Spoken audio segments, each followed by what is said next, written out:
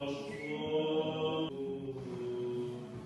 монахи, и всех православных христиан, помянет Господь Бог по царству Твоему, всегда на неприсно, и во веки веков. Аминь.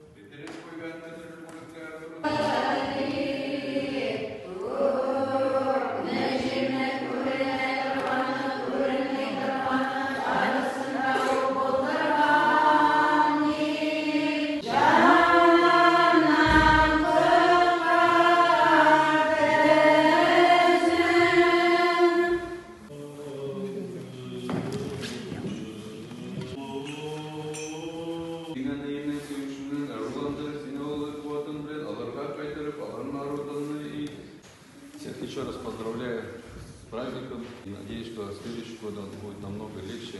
И Господь вас всех сохранит, даст вам здоровье, вам и вашим близким.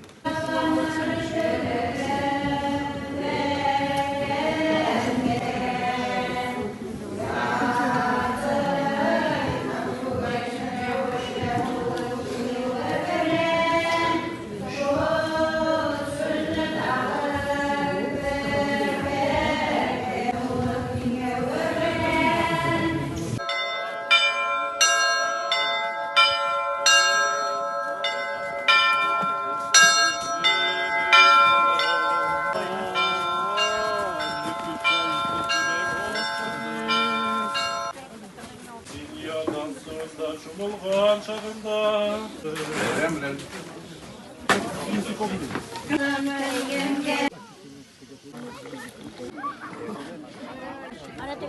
Вася!